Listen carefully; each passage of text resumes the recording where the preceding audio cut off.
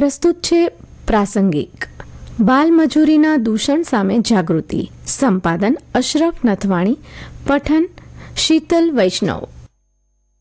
આજે તારીખ 12 જૂનને વિશ્વ બાળમજૂરી વિરોધી દિવસ તરીકે ઉજવવામાં આવે છે.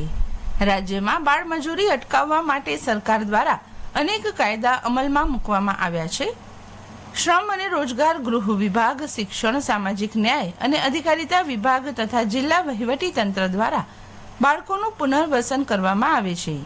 બાળમજૂર પ્રતિબંધ અને નિયમન ધારા 1986 હેઠળ 14 વર્ષથી નીચેની ઉંમરના બાળકો પાસે કામ કરાવવામાં આવે તેને બાળમજૂર કહેવાય.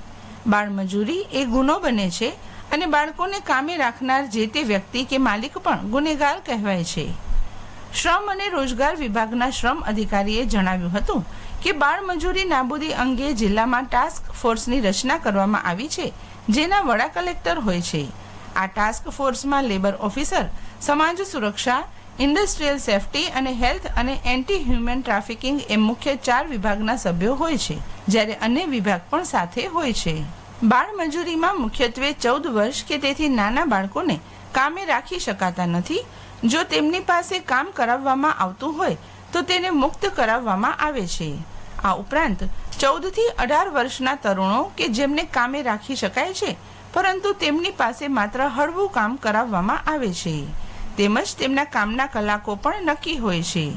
ઉપરાંત આવા બાળકોનો અભ્યાસ ન બગડે તે રીતે કામે રાખવામાં આવે છે. શ્રમ અને રોજગાર વિભાગના અધિકારીએ જણાવ્યું હતું કે જિલ્લામાં કોઈ પણ જગ્યાએ બાળમજૂરી થતી અટકાવવા માટે દર મહિને ટાસ્ક ફોર્સ દ્વારા 2 રેડ કરવામાં આવે છે. ઉપરાંત સામાન્ય નાગરિક પણ રેડ કરી શકે છે. જો તેમની પાસે બાળમજૂરી કરાવવામાં આવતી હોય તો તેઓ પણ જે તે વિભાગને અથવા તો પોલીસને જાણ કરી શકે છે. ઝૂંપડપટ્ટી વિસ્તારમાં રહેતા અને શિક્ષણથી વંચિત બાળકો અને તેમના માતા પિતાને શિક્ષણનું મહત્વ સમજાવી અને બાળકોને અભ્યાસ કરાવી સમાજના મુખ્ય પ્રવાહ સાથે જોડવાનું કામ કરે છે. ઝૂંપડપટ્ટીમાં જઈને બાળકોને કક્કો, બારાક્ષરી વગેરે જેવું પાયાનું શિક્ષણ આપી લખતા વાંચતા શીખવાડવામાં આવે છે, જેથી તેઓ પણ મજૂરી કામ છોડી સારી નોકરી મેળવી શકે. ઉપરાંત આવા બાળકોને સરકારી શાળાઓમાં દાખલ પણ કરાવવામાં આવે છે.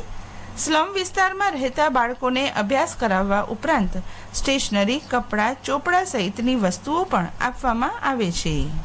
સમાજના દૂષણ સમાન બાળમજૂરી અટકાવવા તેમજ તે અંગે જાગૃતિ લાવવાના ઉદ્દેશ્યથી ILO ઇન્ટરનેશનલ લેબર ઓર્ગેનાઇઝેશન દ્વારા વર્ષ 2002 થી દર વર્ષની તારીખ 12 જૂનને બાળમજૂરી વિરોધી દિન તરીકે ચિહ્નિત કરવામાં આવ્યો છે.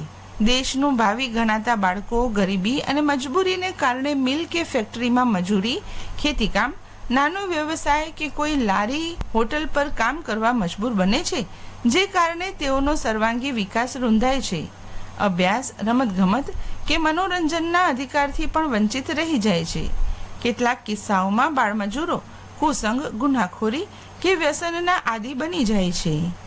દેશ કે સમાજ માટે પડકારરૂપ આ સમસ્યાને નાથવા ચોક્કસ પગલાં આવશ્યક હોવાથી નિયત ધારા ધોરણોને આધીન બાળમજૂરોના હિતાર્થે કામ કરતી નાયબ શ્રમ આયુક્ત, ચાઇલ્ડ લેબરની કચેરી દ્વારા નિયમિત ધોરણે કાર્યવાહી કરી બાલ શ્રમયોગીઓના પુનર્વસનની કામગીરી કરવામાં આવે છે.